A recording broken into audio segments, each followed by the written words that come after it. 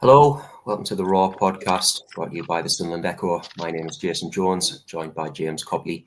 No Phil Smith this week; he's off skiving, so you're stuck with the two of us, I'm afraid. But I'm sure we'll manage. We'll soldier on through, won't we, James? It's been a quiet couple of weeks, hasn't it? No Sunderland, international break, bane of our lives. I think it's fair to say. But they're back in action on Saturday. Trip to Millwall. Probably going to be a tricky trip to Millwall. I think it's fair to say. Millwall obviously in decent form at the moment, and one that's going to be made all the more difficult by a number of personnel issues that Sunderland are having at the moment. Feels like they're missing half a team going in this weekend. I mean, it's kind of difficult to know what side Reg is going to pick for this one, isn't it? It is very difficult. So I think we're going to have a little exercise, aren't we? And we're going to go through a couple of teams together because there's a lot of variance. And I think we'll set the boundaries first. So obviously Job suspended, Hume suspended, Patrick Robertson suspended. Mundle and Brown came off against Coventry City. Now there's been a lot of rumours online about the extent of Romain Mundle and Alan Brown's injury. I would hazard a guess that both of them aren't going to be available for the Millwall game. That's just through stuff that I've heard. So we're going to work on the proviso that Mundle and Brown are also out. So that's 5 first teamers. Obviously, Job, Hume, Roberts and Mundle have all been crucially important. And obviously, Brown's been in and out of the side. So you've got injuries in defence, injuries in attack, and injuries in midfield as well, and suspensions. So it is a conundrum, I think, for Régis Le Bris. And I don't think Millwall away at the Den when it's absolutely freezing is when you want this sort of conundrum, to be honest. So I am very, very interested to see what happens, what team he picks, and how the players react, because it's going to be a big old test. Yeah, you sort of alluded to it there, but it's not only the fact that Sunderland have these injuries, these suspensions, but it's kind of wide-reaching throughout the team. It's also in positions where they're not particularly well stocked, I think it's fair to say. Obviously, we've spoken at length and repeatedly about the lack of adequate fullback cover. So to be missing Trey Hume is a big blow. You then also look at, obviously, like Paddy Roberts not being in the team. Ordinarily, you can sort of absorb that blow if you have an Ian Pervader fit and ready to go, but Sunderland don't. You could also probably get around it if you have Romain Mundle on the other wing, thereby allowing Tommy Watson to maybe play slightly out of position out on the right. But again, it's looking as if Mundle's going to be a big doubt as well. I think it's fair to say at this early stage. So, yeah, it's kind of a perfect storm, isn't it? There's a lot of these things happening at once, a lot of blows for Sunderland to sort of weather at the same time. And I guess one of the things that I sort of wanted to ask you about then is how Régis Le Bris might try and get round it. One of the things that has been sort of repeatedly touted is this idea that he might potentially change shape for this game. Not something that we've necessarily seen from him so far. Obviously, there's been slight alterations, but for the most part, it's been that 4-3-3 formation, if you like. Suggestions that maybe a 3 at the back might work better, given the players that Sunderland have available this weekend. Yeah, possibly. So I've got a couple of teams written down here, but they're 4-3-3. And the reason I've done that is because obviously we haven't seen him really change formations much, especially not from the start. Obviously, he went to a back 5 against Coventry, and he has done it towards the back end of games. He's brought on an extra defender, but I think for the most part, we've seen him wedded to that 4-3-3. Now, the personnel is really interesting. We'll move on, obviously, the 5 at the back options perhaps a bit later. And this is just one of my teams. It's not the team I necessarily think he's going to pick. But having thought about it, I just thought that this maybe offered the best balance. So obviously I would go with Simon Moore or Patterson in goal, whoever's fit. We don't necessarily know which one that's going to be. I would probably go towards Pato if he was fit, although Simon Moore's done nothing wrong. So either or there. Sirkin goes left back. Ballard comes in at centre back. I think you could play Mepham alongside him. And then at right back, you've got a couple of options. You could play Zach Johnson there. You could play Ben Crompton there. You could play Leo Hjelde there, possibly. Although Hjelde's played more at sort of left centre back, left back. I would then think about, just for one game, putting 09 into defensive midfield. I don't think he's a defensive midfielder. I'm not really that keen on him playing there, but I just think in terms of his positioning, his experience, his awareness, I think he could do a job there for a game. Obviously, you'd have Neil and Rigg there. I would then play Connolly out on the right-hand side, and I would play Isidor through the middle with Watson back to his favoured left. I thought that was the most balanced team that I could think of. Obviously, there's a couple of variations. You could go with 09 at right back instead. You could keep Neil sitting, but then you'd have a very inexperienced midfield of potentially Rigg alongside either Alexic, who hasn't played at all, or Harrison Jones. I mean, that's a big task for either of them away at Millwall. And then I would have the same front three. So, yeah, those were my sort of two preferred teams. I don't think Régis Le Bris will go in that direction, but that was what I came up with. I'll be interested to hear your variations on that, or whether you would consider going to five at the back, because I haven't actually written a team out for five at the back. So I think that's a very interesting question altogether. Yeah, so I did predicted 11 towards the back end of last week, and I sort of looked at it, and while I don't necessarily think that Régis Le Bris would like to go to a five at the back, I think that the fact that you've got 09, Ballard and Mepham all fit. Obviously, Ballard's come through, I think it was 76 minutes for Northern Ireland the other night. He scored in that game as well. He looks ready to go now, I think it's fair to say. I think the fact that you've got those three, I don't know if it maybe forces his hand just a little bit. Obviously, then the big question you've got is not left wing back, that'll be Dennis Cirk, and he would absolutely thrive there. He gets forward enough, as he does anyway. Is then that right wing back position? I think it's a really tricky one to answer. I think that one way or another, Tommy Watson will be in the team.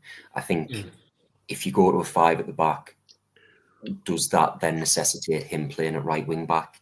That's a big ask for him. He's a left winger. You know, I thought he did very well in parts against Preston, but I think it's fair to say that he always looks more comfortable on that left wing when he's able to cut inside. So putting him not only on the opposite flank, but then in a slightly more defensive role, that's obviously a huge ask for a player he's only 18. You know, he's very inexperienced at this level. I guess then the other issue is that would probably then necessitate bringing in a Milan Alexic, you know, in that midfield. And again, hasn't made his debut yet. For me, it does feel that if he is going to make his debut, now is as good a week as any, because the players who Sunderland are lacking in the areas that they're lacking as well, Joe Bellingham, Alan Brown, both not available. You know, he is an international, I mean, youth international, but he's been in that Serbia squad, an international standard midfielder who is sitting on the bench, who a lot of fans are crying out to see their first glimpse of as well. Now, obviously, there must be a reason that Le Bris has not opted for him yet. It's a big move coming over to Sunderland from where he was at. You know, I understand the grasp on the language probably isn't as far along as it might be in a year's time, for instance.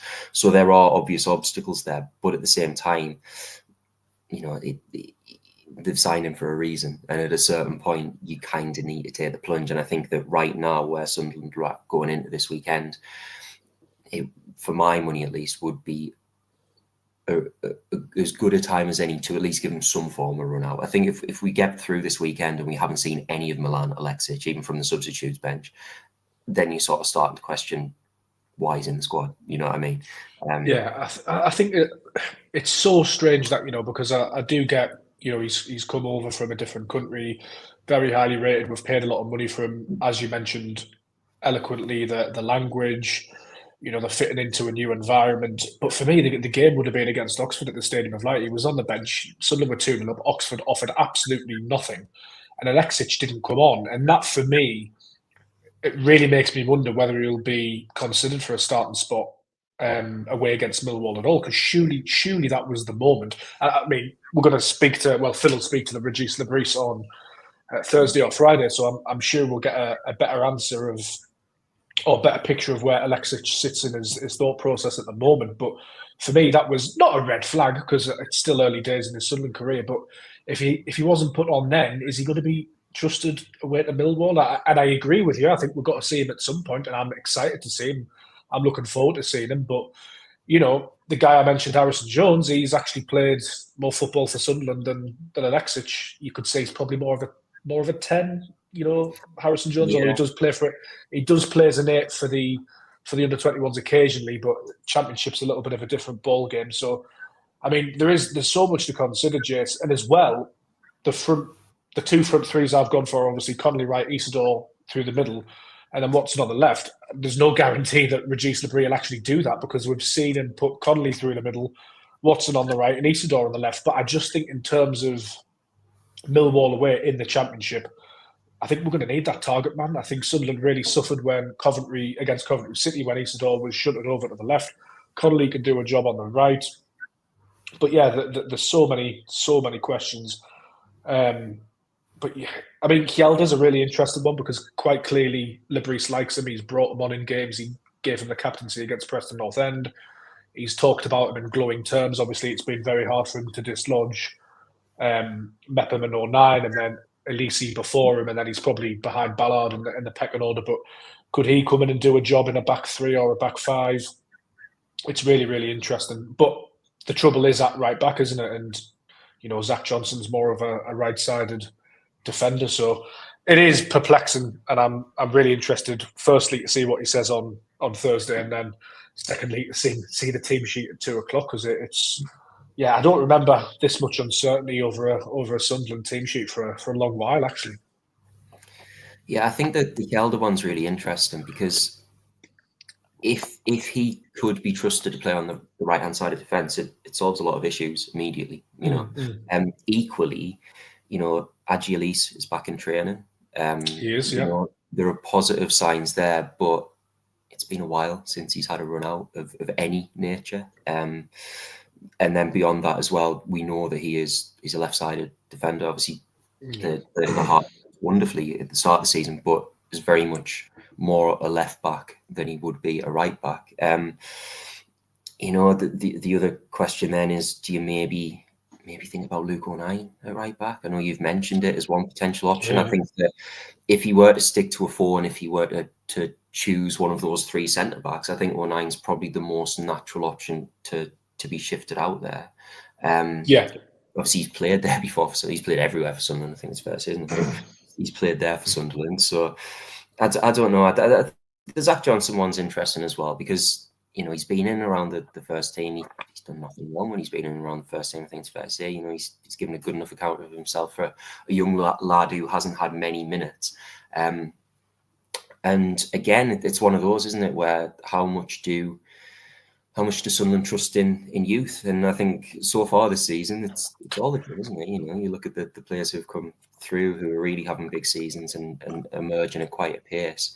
You know, there's certainly no indications that Le Bris would withhold somebody based on the fact that they haven't got that experience, or that they're not old enough, you know. So maybe Johnson is the one.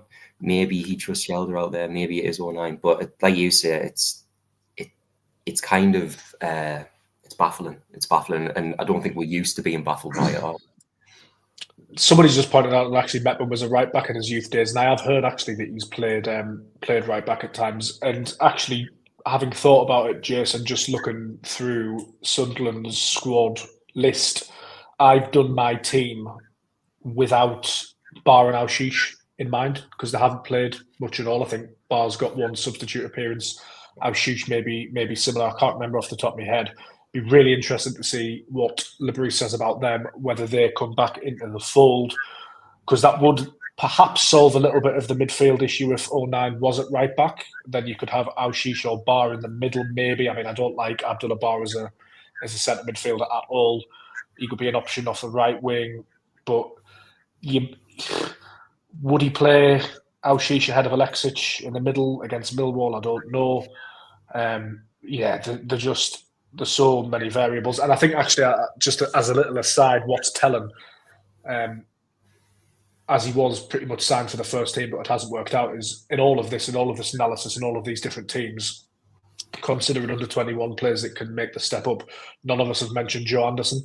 And I think that's probably signals where he is in his Sunderland career as well, looking ahead to January in the summer, that he's not really in favour. Haven't seen him since Preston in the Carabao Cup, so I think he's one you could probably rule out, and you would probably expect him to leave as well. But that Aushish and Bar is really interesting, because they've both played fair amounts of first team football, but Le Bris clearly didn't trust them and really want them anywhere near the setup when Sunderland were in good form and had loads of options. So, has he kept them sweet? Will they play for him? It's fascinating, really, isn't it? Yeah, again, to sort of echo what I was saying before about putting Gelder in at right back, if there is a version of this where Abdul Razak plays on the right and Ashish plays in that sort of slightly more advanced midfield role, it instantly solves a lot of problems because they are players who were bought to play in those positions and who have played in those positions for Sunderland as well, So whether or not Le Bris has enough trust in them at this point to throw them in, I'm not so sure. And I think that is the big question here, isn't it? Because there have been so many moments already this season where not even, not in terms of starting berths or anything like that, but we've sort of received the team sheet and you're kind of looking through the substitutes bench and you're thinking, well, if Adil Ashish isn't on the bench for this game, when is he going to be on the bench? Do you know what I mean? There's been so many moments like that where you would assume that even if he's just there to make the numbers up, having that, and I use it in a very relative sense, but that slightly more experienced head would be would be the sensible thing to do. Sensible might not be the right word, but at least the logical thing to do. And Le Bris just hasn't, and I think that really does speak volumes about where he sees both of those players. I think obviously Bar appears to be slightly closer to that first team picture than Ashish because he has been on the bench 3 or 4 times a season, something like that. So, they're certainly options. Whether they're options that Le Bris will seriously consider, I'm not so sure. But at the same time, if they do get a run out on Saturday, then what better opportunity to prove to him that they do have a future at Sunderland, that they are of worth to his project, and that they can contribute. Because, again, we're looking at Sunderland and over the sort of broader span of the season writ large, if you can call on an in-form and effective Abdul Razak as cover for Patrick Roberts or, Ian Pavetta, who clearly has his injury problems at the moment, then that would probably save someone a few headaches in the January window as well. But again, it comes back to that thing of whether or not Le Bris is willing to go there, and I'm just not sure that he is right now. It's so interesting because he hasn't really said this in so many words about Ashish or Bar, but a lot of the noises that come from Le Bris around the players that do play for him are about them understanding the game model, buying into what he wants, sort of understanding his plan. He uses the word game model quite a lot.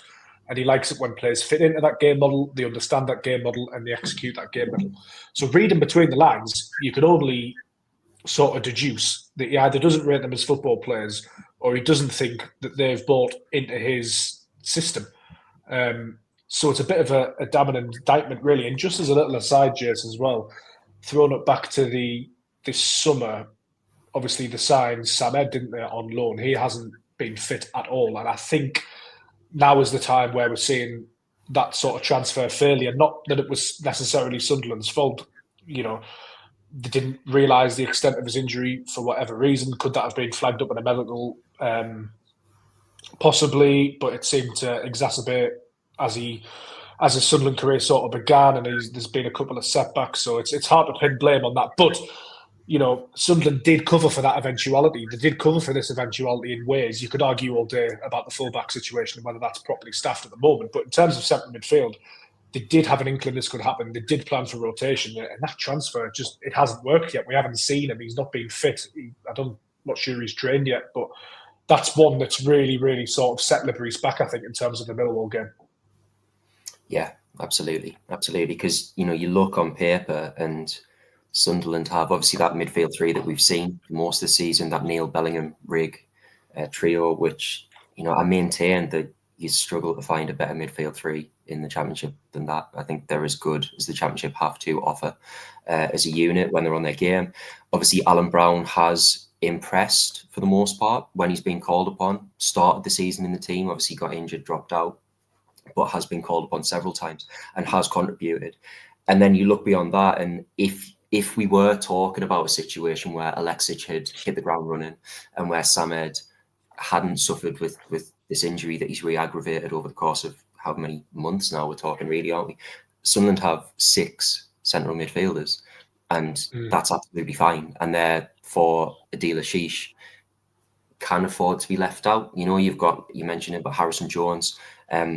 You know, we watch a lot of the under-21s, and I'm always impressed with Harrison Jones. I think what he offers is brilliant. And I said this last week on the podcast, but I do genuinely see him as a player who over the next couple of years could force his way into that first team picture on a more regular basis, because I think he's got the attributes to do so.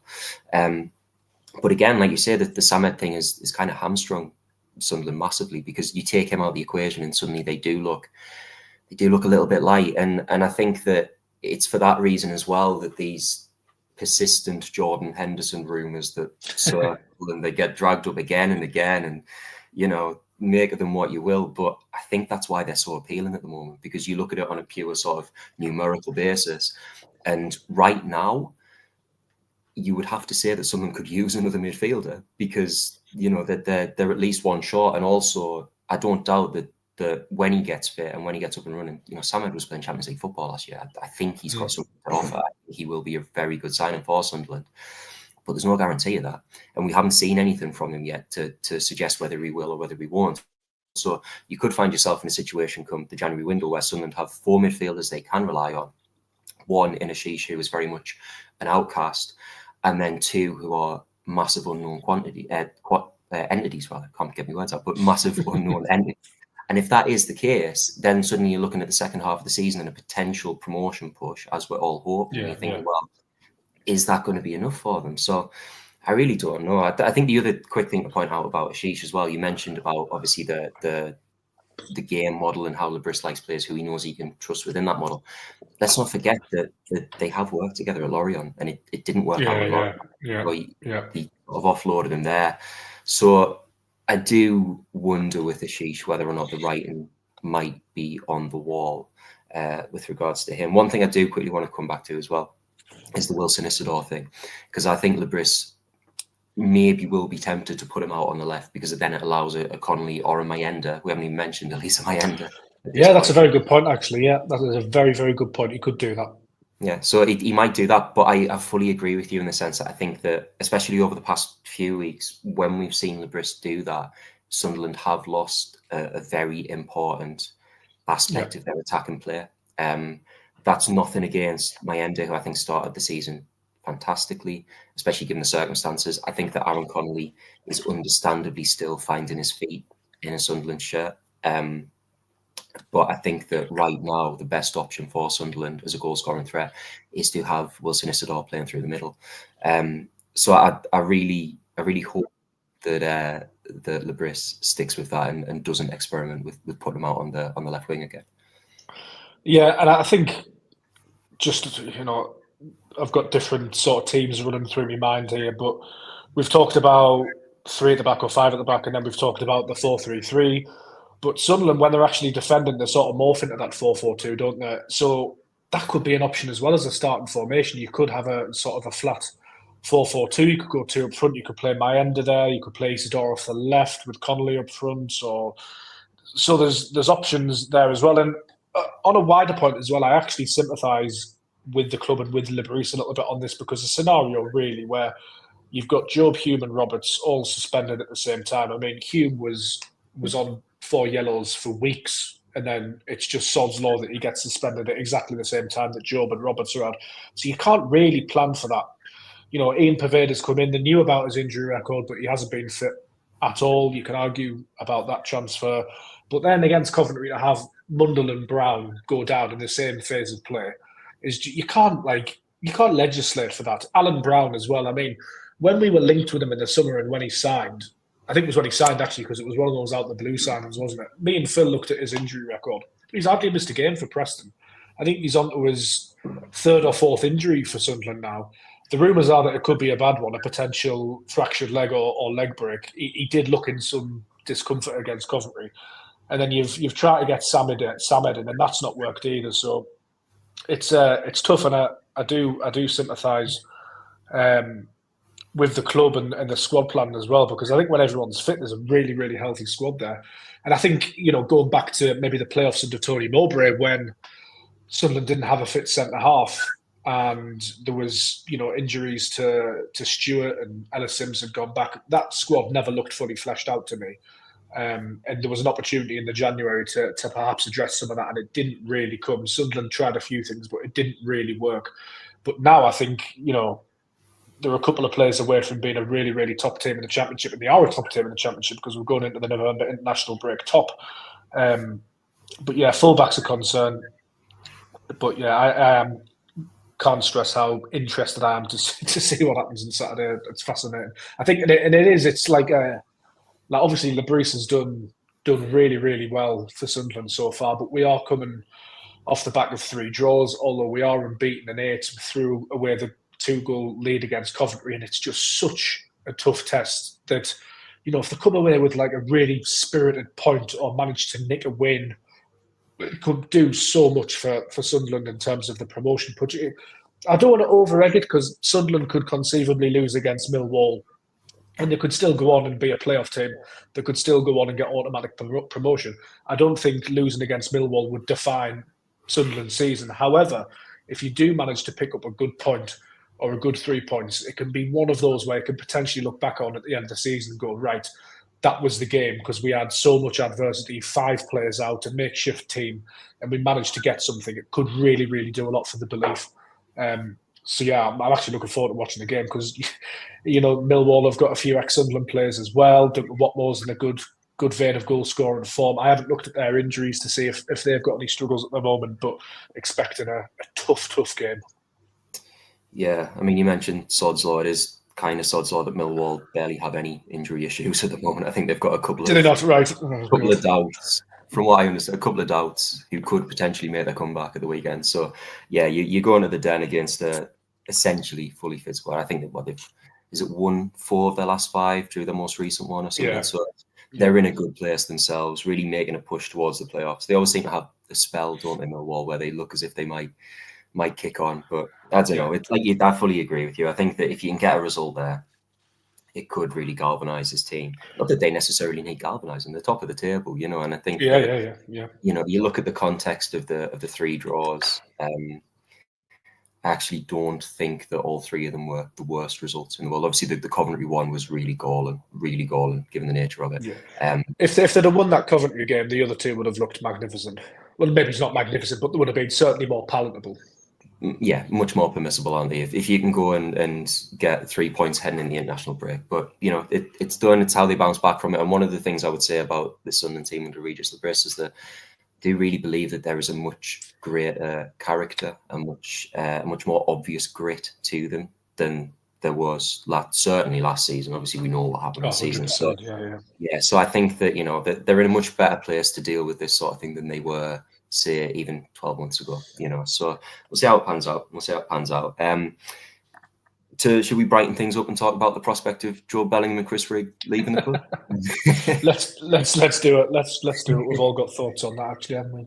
Yeah, I mean, it feels like you can't move at the moment for transfer reports. Feels like they're a daily thing at the moment where some club or other is preparing a bid or is sending scouts. Obviously, Bellingham and Rigg are 2 players who are likely to be in high demand because you look at the age that they're at, you look at the profile that they're at, you look at the impact that they're already making on the first team picture in the Northeast. And I think it's very understandable that these are the sort of players who you would expect to be linked with an exit from the club. That being said, James, how much weight do you put into some of these recent reports that we're seeing? Yeah, I think that there's going to be chat about them because they're both high profile. I think, outlets, including our own, will be stories about them because they are high profile, they're performing well, they're young, they've got price tags on them. So that interest, that level of noise, I think it's to be expected. I think it's a little bit of a compliment in a way to how they've both progressed. It can be massively frustrating for fans and us alike when we want to keep this team together. But I'm very relaxed about it heading into January. I don't think Sunderland fans need to worry too much. I think there will be bids. I wouldn't be surprised if bids materialise for both of them because, as I say, they are performing exceptionally well to the point where we've even really stopped discussing how young they are, and they are 2 crucial players than 19 and 17 years old. It's madness, really, especially the stature and the maturity of Joe Bellingham. That red card against QPR notwithstanding. So there's going to be interest, but I'm relaxed about it in terms of January simply because they've both signed contracts in the summer. When they signed those contracts, I doubt either of them thought that they would be going 6 months later. I think the summer would be a more natural time to consider that, and I don't think there's even any guarantees to go in the summer. A lot in the summer would depend on which division Sunderland were in, I'm sure. But yeah, Rigg signed a 3-year deal, and I think Job extended his to 2028 from memory. So I can't see them going in January. I think there's going to be a lot of noise, but unless it's like ridiculous money, and I mean like ridiculous, what benefit is there to Sunderland to sell in January? It disrupts the team, it unsettles the fan base. So unless it's money where we all go, wow, okay, that's like January desperation money, then yeah, we'll take it and we'll rebuild. And I'm talking I don't know, 30, 40 million or something like that. Not for both either. I mean, for one of them. Yeah. Is the club going to play that in January from the Premier League? I'm not really convinced. The clubs that would be looking to sort of do that deal in January, I think Joe Bellingham and Chris Rigg, as good as they are, can they go into a relegation threatened Premier League team who've got money, and can they sort of save their season? I don't necessarily see that as good as they are. It's not going to be like an immediate impact signing. It's going to be sort of a developmental signing for a Premier League club. So I don't know what you think, Jace, but I can't see it in January. And I find a lot of the noise around them mildly annoying that we have to cover it, because I just can't see it. I just really, really can't see it. And, we have to write a lot of these stories, and we have to cover it ourselves and stuff. But it's Manchester United scouts watching Chris Rigg. It's well, yeah, of course they are. All scouts in the country are watching Chris Rigg from further afield than England as well, and have been for some time.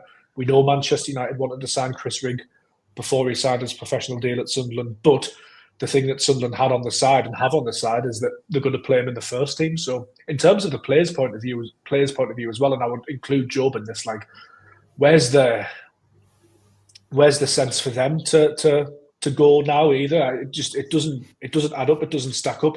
They've stayed for a reason, and I'd assume they'd want to finish at least the season having signed new contracts. So very long-winded answer, but I don't see them going. But there will be a load of noise, and that's just what January is like, isn't it? And, I have to accept that we'll probably be part of that noise as well, so I can't criticise too much, because that's the game at the end of the day. Yeah, I'm sort of tempted to agree with everything you've said. I think what I'd sort of add to that is that, you talk about January money and, potentially desperate bid coming in. But one thing that you'd have to say about this Sunderland recruitment model, I know we all sort of shudder when we hear the word model, but certainly to its credit, I think that so far they have always sold at the right time. They've always maximised the income that they've been able to get for a player. So obviously, talk about the Jack Clark thing over the summer. A lot of people weren't happy with that fee, but certainly the point at which he left the club probably made the most sense given the length of contract that he had remaining. You can sort of quibble about whether it should have been an extra 3 million here or whatever, but certainly the point at which they decided to pull the trigger and sell him and move him on, that was the right time for the club to do that, Yeah. I think that for that reason, and for the reasons that you mentioned, obviously, the fact that Rigg has this contract that runs, first professional contract, Job's is even longer still, because Sunderland aren't in a position where they have to sell these players, I really do think that they will hold out. And I think that if you look at both of them and ask yourself, are they going to be worth more or less come the end of this season if they continue to play the way they're playing, then the answer inevitably has to be that they will be worth more, because they are young players on an upwards trajectory who are impressing on a weekly basis.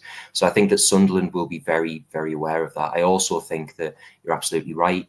Sunderland can offer them first-team football, weekly first-team football that's going to aid their development, that's going to only put them in the shop window more if they do have aspirations for a big move further down the line. But also I think it's worth pointing out that they're playing in a team who are thriving. You know, we're not talking about these players being shining lights in a team who are in the lower mid-table or who are battling relegation. Sunderland are, you know, maybe automatic promotion might be beyond them, maybe it won't be beyond them. But certainly I think at this stage we at least have to acknowledge that Sunderland should be playoff contenders at the very least this season. They should be in the conversation for a top 6 finish. So yeah, 100%. You know, you look at that way and you go, well, surely that's got to be tempting in its own way. The fact that they're playing for a team who are playing well, who could progress, who could potentially earn a promotion, you know. So I think that has its benefits too. And I think when you take all of that into account, I just struggle. I struggle to see it. I think the Sunderland have put themselves in the best possible position they could to keep these players in January. And I think you're right. There will be a lot of noise. But I just think that, like you, I just can't see it. I think that come the end of the season, depending on what division Sunderland are in, then there might be some really tricky conversations to be had. But I think you could say that about a lot of players. Dennis Serkin has been the best fullback in the division, for my money. Well, I was going to mention this, but like, say, and we're spitballing here, and we're getting probably ahead of ourselves. Phil would most certainly tell us both off. But looking ahead to the summer, if Sunderland didn't get promoted, you could be looking at, as you mentioned, Serkin, Hume, Job, Rigg, as players that would potentially have a lot of interest from the Premier League. And Sunderland have done reasonably well at having like one big sale a summer. You think back to Ross Stewart, and then it was Jack Clark. We know they want to have sort of squad stability. They want to avoid sort of a fire sale, mass exodus. They would argue they're not a selling club at all. They sell one player for big money a summer. They reinvest. You know, it's not really in their DNA to have massive sales or numerical sales like, say, Hull did with Philogene and a couple of others. But you could get it a summer, and you know, Sunderland are also really big on not standing in players' way when the time has come. That was the promise made to Jack Clark, and it was the promise kept.